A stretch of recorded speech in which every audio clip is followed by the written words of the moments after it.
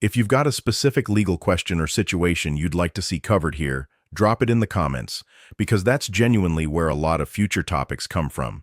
I read them, and some of the most useful specific videos on this channel started as exactly that kind of comment from someone dealing with a real situation, so don't hesitate. Whatever it is, I'd like to hear it. All right, let's keep moving. Your phone is sitting right there. Maybe it's in your pocket, maybe it's on the table in front of you, maybe you're even reading this on it right now. And somewhere in that device is essentially the entire architecture of your private life. Your messages, your photos, your location history, your financial information, your medical searches, your conversations with people you love, arguments you had and forgave, moments you'd never want a stranger to read. It's not just a device, it's a running record of who you actually are, in a level of detail that nothing else in your life even comes close to matching. Now imagine a police officer is standing in front of you and asking you for the password. Maybe you've been stopped, maybe there's been an accident, maybe you're at a border crossing, or maybe officers just want to take a quick look at something they claim is relevant to something you have nothing to do with. And in that moment, most people have absolutely no idea what the law actually says about what they're required to do. They guess, they freeze, they hand it over because it feels like the path of least resistance, or they refuse and immediately wonder if refusing just made everything worse. And the reason people are guessing in that exact moment is because nobody ever sat them down and walked them through what the Supreme Court actually said about this, clearly, completely, in plain language that you can actually remember and use. That's what this video is. Before we get into exactly what the Supreme Court said and what it means for you specifically, if you actually want to understand your rights around your phone, instead of improvising answers under pressure, the next time someone asks you for that password, subscribe right now, because this is exactly the kind of thing this channel exists to walk you through. Quick note before we go further, this is legal education, not legal advice for your specific situation, and some details vary depending on your state and the specific circumstances involved, but the core constitutional framework holds up almost everywhere, and it's something you need to understand. Let's get into it. Let's start with the moment the law around phones fundamentally changed, because there is a specific moment, a specific case, a specific set of words written by a court that shifted the entire legal landscape around your phone and police, and most people have never heard of it, even though it applies to them every single day. The case is called Riley versus California, decided by the United States Supreme Court in 2014, and the ruling was unanimous. 9 justices, different backgrounds, different judicial philosophies, different views on 100 other issues, completely unified on this one. And what Chief Justice John Roberts wrote in that opinion is something worth actually reading slowly, because it's rare that a Supreme Court decision contains language this direct, this accessible, and this clearly intended for the ordinary person whose life it affects. I want to be upfront about something, because I think it's important to say directly, rather than bury in a quick disclaimer. General legal education, including everything we do here, has real limits, and it's worth understanding exactly where those limits are. What we can do here is give you a strong, accurate, genuinely useful foundation, the kind of understanding that changes how you experience a real situation when it happens. What we can't do here is account for every specific variation, every local nuance, every unique detail of your particular circumstances, because that's simply not something general content is built to do, no matter how thorough it tries to be. That's exactly why the foundation matters so much, though. A strong general understanding is what tells you when a situation is straightforward enough to handle with what you already know, and when it's specific and serious enough that it's worth bringing in someone who can look at your exact circumstances directly. All right, keeping that framing in mind, let's get into it.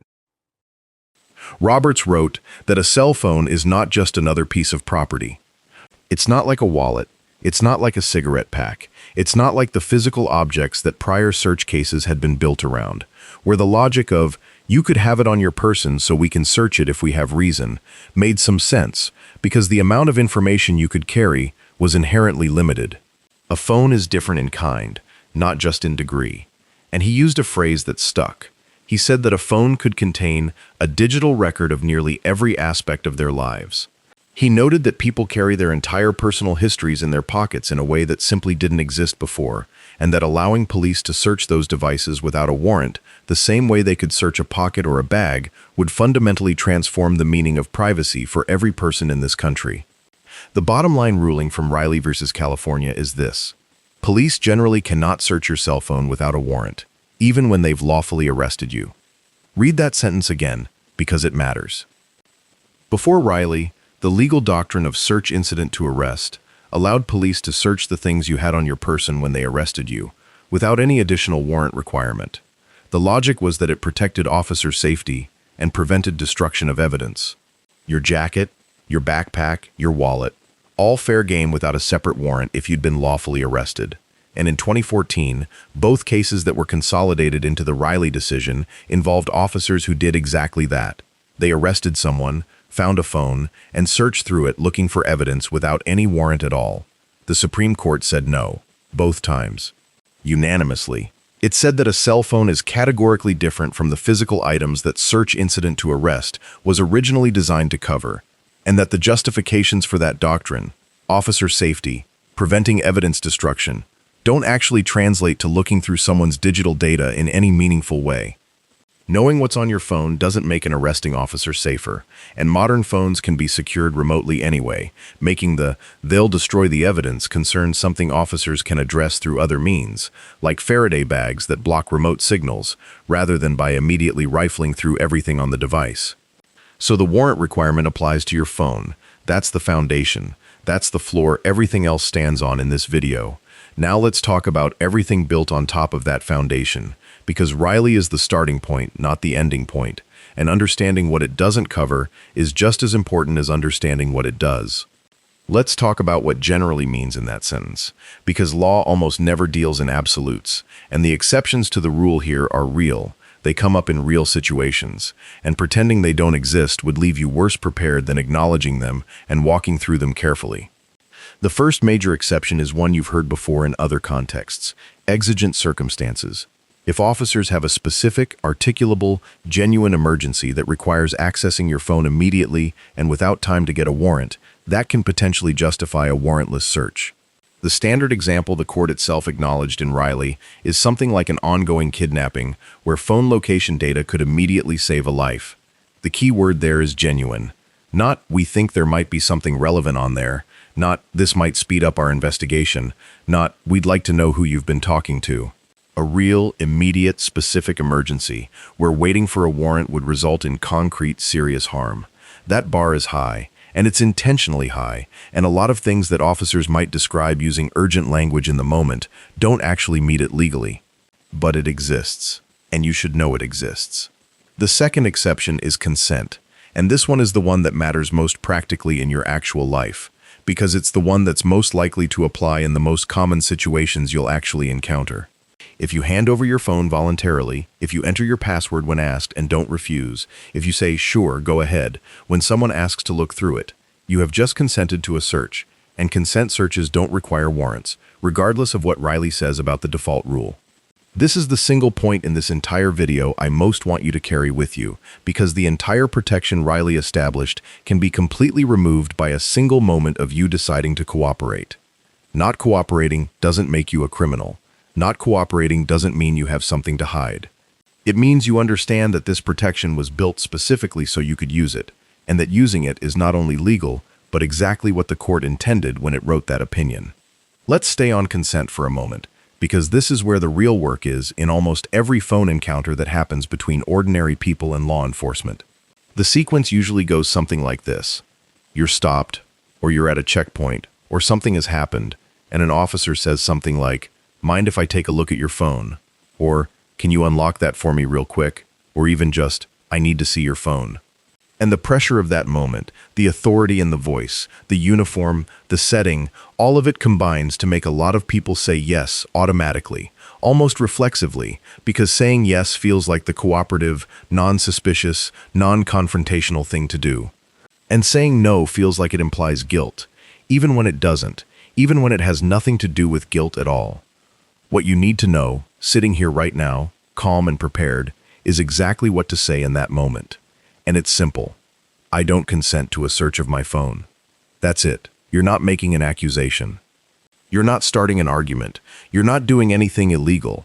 You are exercising a right that the Supreme Court went out of its way to establish specifically for people in exactly that moment, and you can do it warmly, calmly, without any edge in your voice, and it changes everything about what can legally happen next.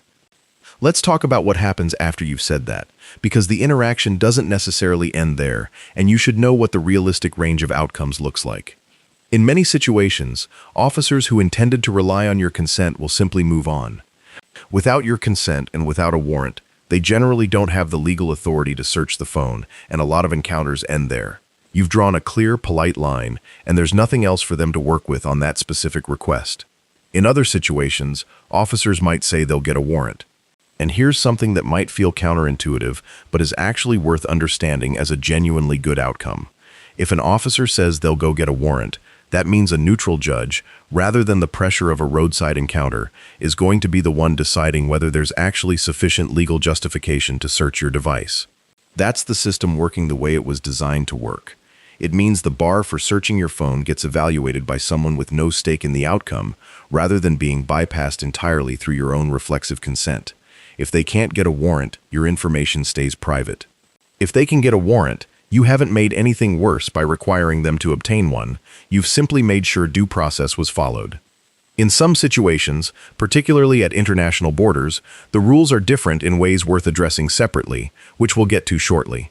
And in some situations, particularly around your password or biometric data specifically, there's a separate set of legal questions that are still being actively debated in courts around the country, which is actually the most important and cutting-edge part of this entire discussion. Let's walk into that. Let's talk about the difference between being ordered to hand over your phone and being ordered to unlock it, because this distinction turns out to be one of the most legally significant dividing lines in this entire area of law, and it's one that most people haven't thought about and most popular coverage of this topic glosses over. Your phone, as a physical object, can be seized, taken from you, in circumstances where officers have lawful authority to do so. Riley doesn't say they can't take your phone. It says they can't search it without a warrant. So if officers execute a valid warrant that covers your phone, they can take it. What the warrant doesn't automatically resolve, and what courts are still actively wrestling with, is what happens next. Specifically, what happens if the phone is encrypted and officers need either your password or your biometric data to actually access anything on it.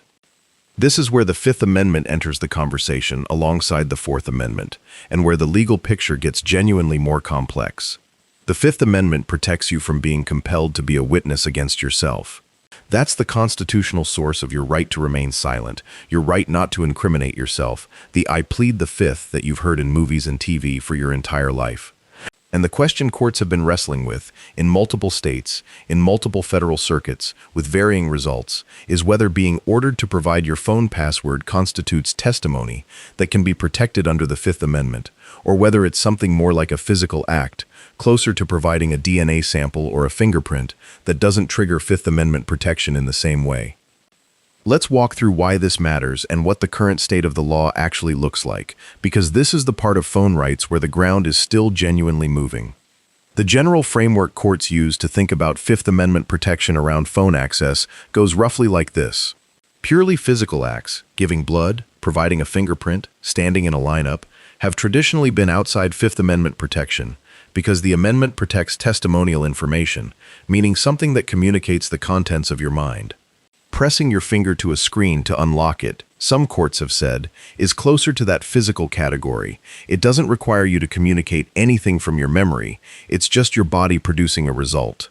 Your passcode or password, on the other hand, requires you to actually remember something, to produce from your mind information that exists only there, and communicating that information to officers is in some meaningful sense telling them something, testifying in the constitutional sense about what you know.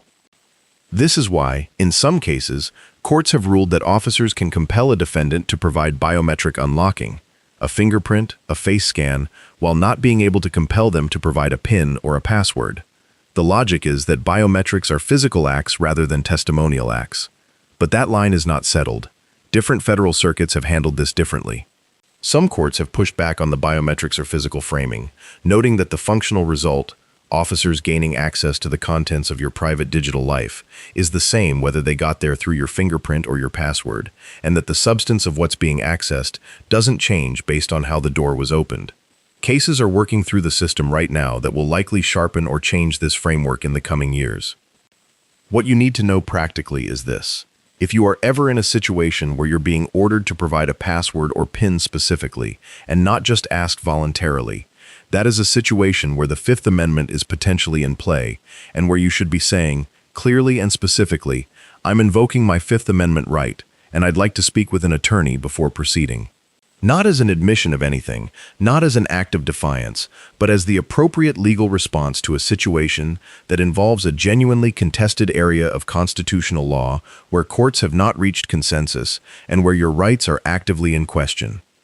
Let's talk about the border, because the rules at international borders, ports of entry, airports where you've just arrived from another country, are genuinely different from everything we've covered so far.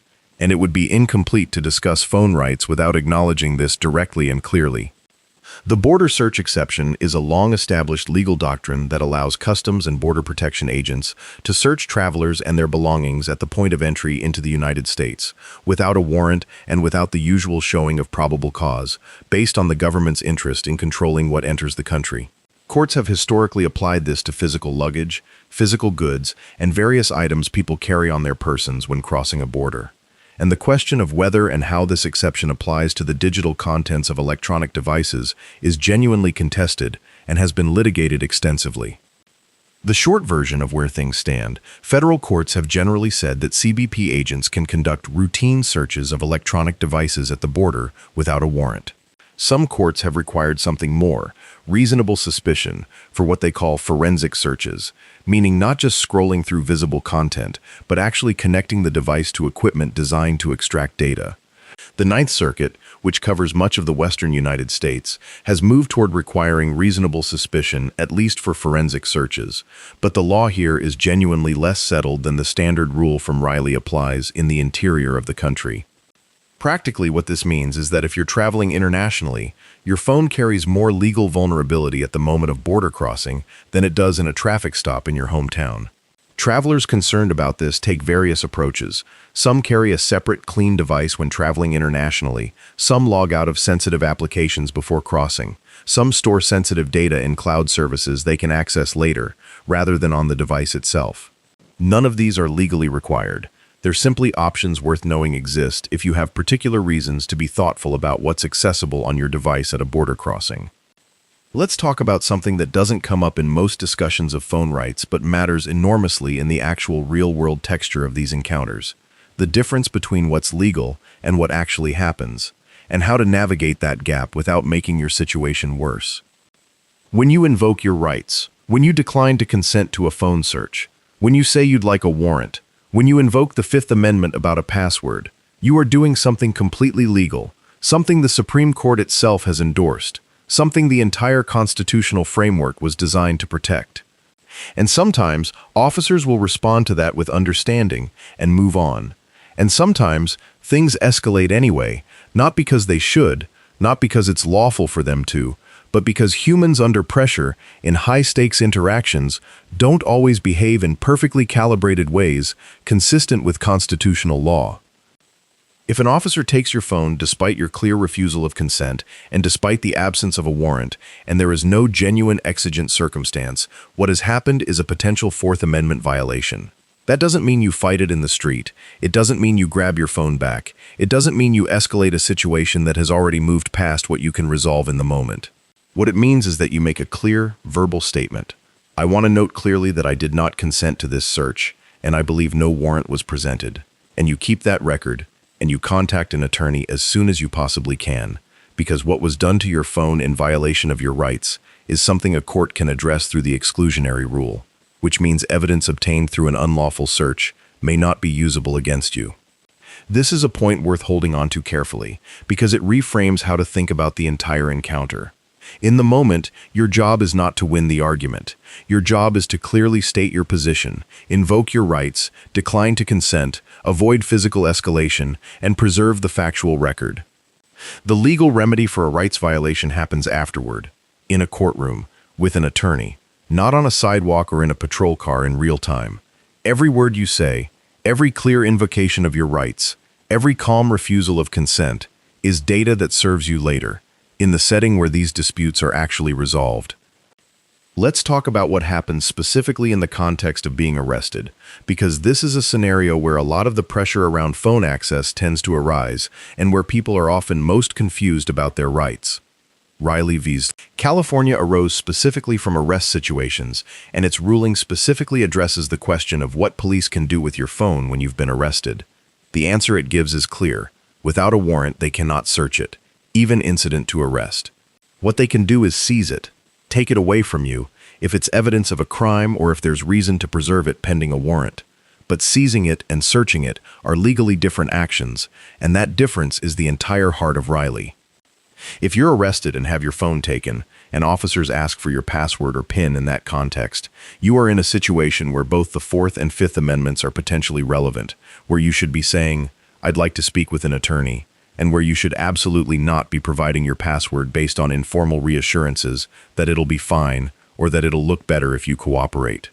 "It'll look better if you cooperate" is not a legal standard. It's not a judge. It's not a warrant. It's not a constitutional provision. It's social pressure, and you're allowed to politely and clearly set it aside. Let's talk about what police can legally access without searching the phone itself, because this is a layer of the issue people don't always think about, and it's worth being clear-eyed about what your rights actually cover and what they don't. Your phone carries data, but a lot of data related to your phone also exists somewhere else, specifically in the records held by your service provider, your app companies, and various third-party services you use. Your cellular provider has records of calls you made, towers you connected to, and potentially much more. Your email provider has copies of your emails. Social media companies have your messages and posts, and accessing those records, from the companies rather than from your device, involves a different legal framework, generally governed by something called the Stored Communications Act and various other authorities, rather than the Fourth Amendment analysis that applies to your actual phone. This distinction matters because it means there are two different ways that information from your phone's ecosystem can potentially reach law enforcement: directly, through your device, which is what Riley addresses, and indirectly, through the companies that hold copies of your data, which is governed by separate legal standards and separate protections. This isn't a reason to be fatalistic about privacy. It's just a reason to understand that "they can't search my phone without a warrant" is a strong and important protection, while also understanding that the data ecosystem around your phone is broader than the physical device in your pocket. Let's talk about a related and genuinely important Supreme Court case from 2018, because the court didn't stop developing this area of law with Riley, and the 2018 decision is important enough that it deserves careful attention. The case is Carpenter v. United States, and it involved law enforcement obtaining historical cell site location information, detailed records of where a person's phone connected to cell towers over a period of months, from a wireless carrier without a warrant. The argument the government made was essentially that this data had been voluntarily shared with a third party, the phone company, and that therefore the person had no reasonable expectation of privacy in it, invoking something called the third-party doctrine that had governed information-sharing cases for decades.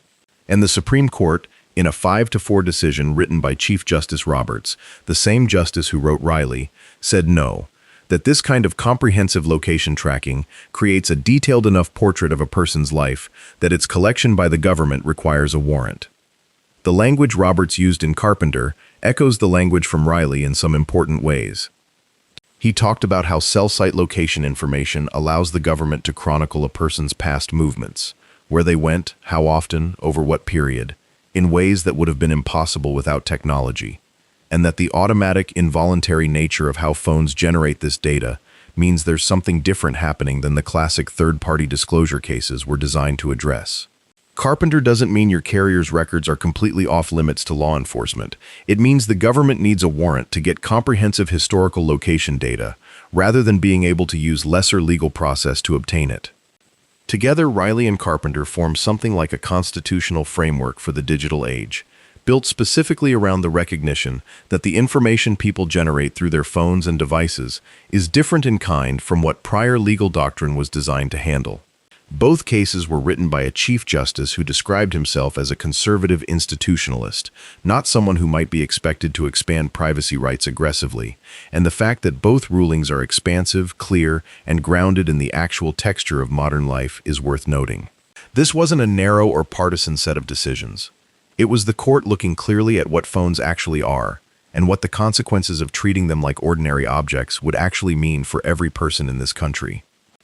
Let's talk about something practical that comes up in everyday life, far more often than arrests and border crossings. The informal, low-pressure request to just take a look at something on your phone, in a context where you're not being detained, haven't been arrested, and officers are simply asking as part of a conversation. Maybe you've witnessed something. Maybe you were near an incident. Maybe you captured something on video. Maybe someone thinks you might have information relevant to something they're looking into. In these situations, the dynamics are different, but the underlying legal framework is the same. Without your consent, officers cannot search your phone. And consent, in this context, means something genuinely voluntary, not compliance produced by authority and social pressure. If an officer in an informal conversational context says, "Can I see your phone?" and you feel like saying no will create a problem, understand that the awkwardness of that moment is doing a lot of work that the law isn't actually doing, because the law clearly says this is your choice. You can say, "I'd rather keep my phone private, but if there's something specific I can help with, I'm happy to describe what I have." You can say, "I don't consent to you searching my device, but I'm happy to cooperate with your investigation in other ways." You can say, "I need to think about this and maybe talk to an attorney before I share anything off my phone." Every one of these responses is completely within your rights, and none of them makes you a suspect, a person of interest, or someone doing anything other than exercising a right the Supreme Court wrote specifically to cover exactly this kind of moment. Let's talk about children and phones, because this is a dimension of the issue that comes up and that deserves specific acknowledgement, particularly given how many young people carry phones and how many interactions between young people and law enforcement involve questions about those devices. The same constitutional protections apply regardless of age. The Fourth Amendment doesn't have an age minimum. But the practical dynamics of invoking those rights are different for young people, who may feel even more pressure to comply with authority figures than adults do, and who may be less likely to know they have these rights at all.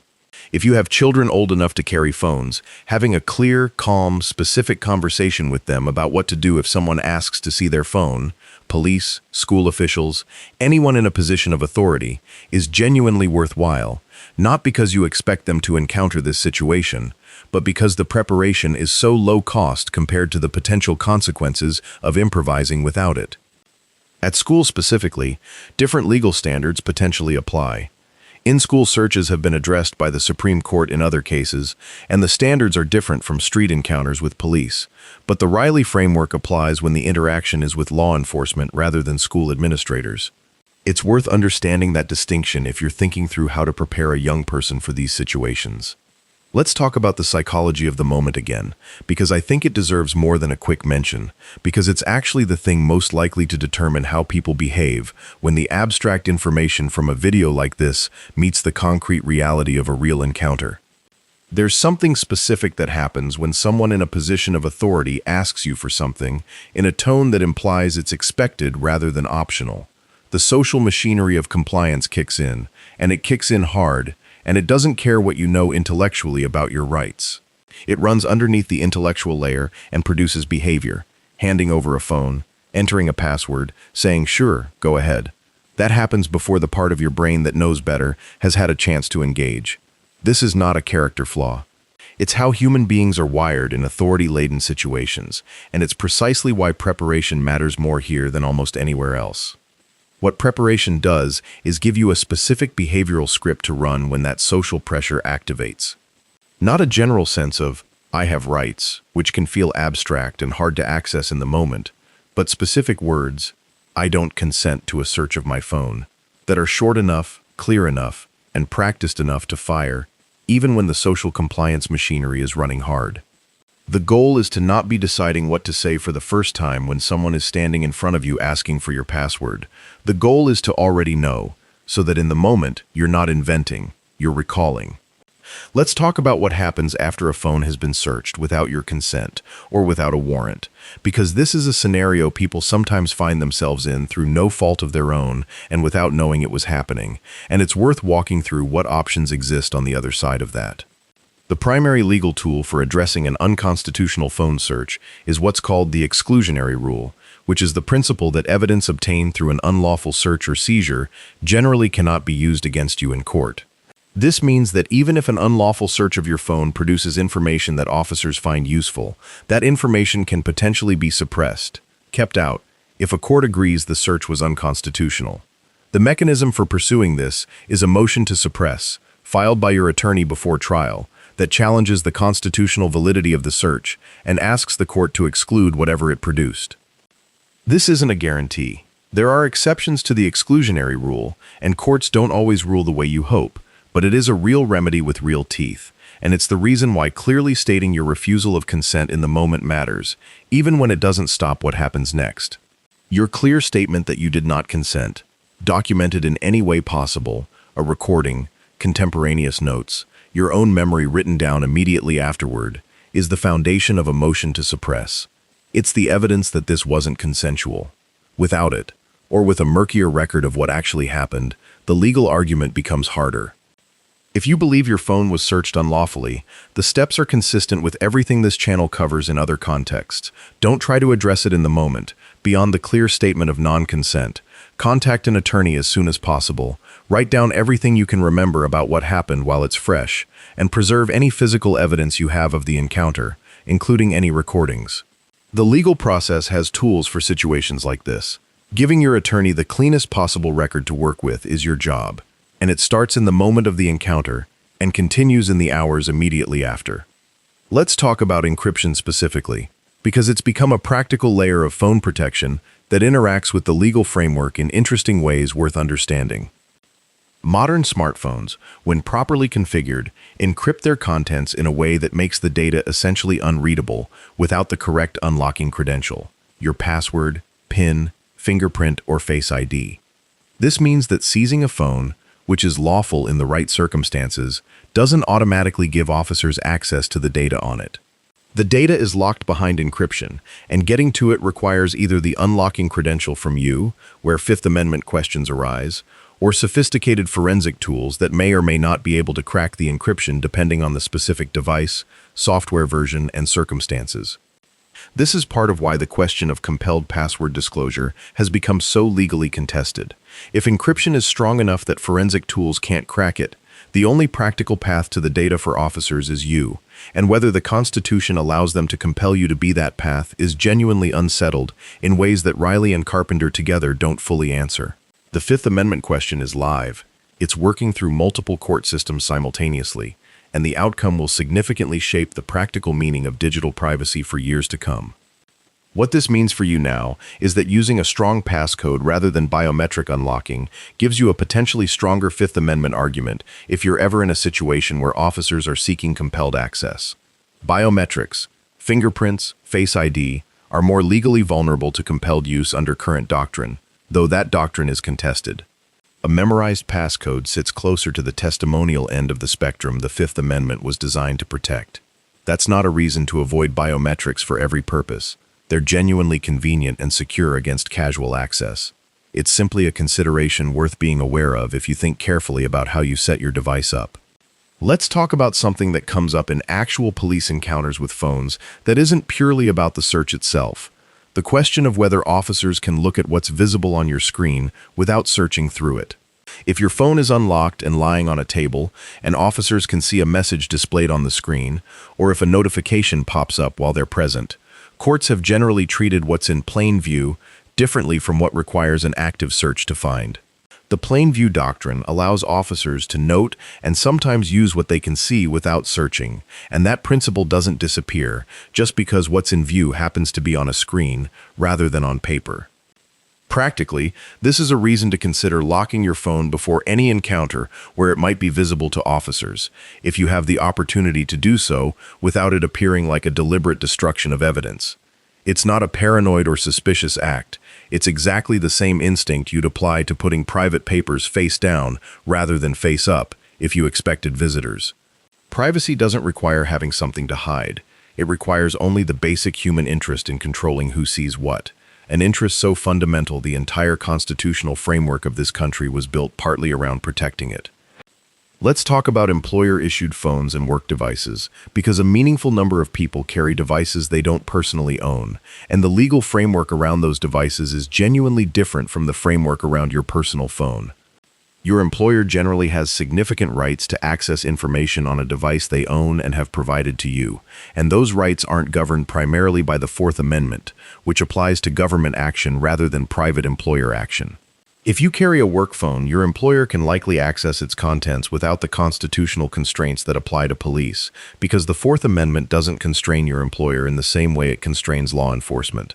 If officers seek access to an employer-issued device in a criminal investigation, they may be able to obtain that access through the employer, rather than through you, bypassing both the Riley warrant requirement and the Fifth Amendment question about compelled disclosure. This is not a reason to distrust your employer or to stop using work devices. It's simply a reason to understand that the privacy architecture around a device you own personally is different from the architecture around one you use professionally, and to make thoughtful choices about what information you store where based on that understanding. Let's spend some time talking about what the Riley decision actually means culturally, beyond just the legal rules it established, because there's something worth understanding about the moment in which it was decided and what it represents. In 2014, the Supreme Court looked at a world that had changed profoundly from the world in which the Fourth Amendment was written, and it chose to apply the underlying principle that the state needs genuine legal justification, not just convenience, before accessing the most private contents of your life, to the new form that private contents of your life had taken. Chief Justice Roberts could have written an opinion that said, "Phones are like other objects, existing doctrine applies." He didn't. He wrote an opinion that engaged seriously with what phones actually are, what they actually contain, and what it would actually mean for privacy in America if the government could search them freely. He chose protection over convenience, unanimously. That's worth sitting with for a moment. In a time when the Supreme Court rarely agrees on anything unanimously, 9 justices agreed that your phone is your private life, and your private life deserves the protection the Constitution was designed to provide. Riley is, in some ways, the court saying out loud that the Fourth Amendment isn't frozen in the 18th century. It's a living protection that applies to the world as it actually exists, not the world as it existed when the amendment was ratified. And that makes it one of the more significant privacy decisions in a generation, not just as a rule for police, but as a statement about what privacy means and who it belongs to. Let's talk about what's coming, because this area of law isn't finished developing, and understanding the trajectory matters alongside understanding the current state. Multiple circuit courts are currently working through cases about compelled decryption, about biometrics versus passcodes, about what happens when the device is not in your possession but in the cloud. The third-party doctrine, which Carpenter began to reshape, is likely to be litigated further as the court clarifies how far its Carpenter reasoning extends to other types of digital data held by companies. AI-generated analysis of phone data, facial recognition, automated data extraction tools, all of these create new questions that existing doctrine wasn't designed to answer, and courts will be answering them in the coming years.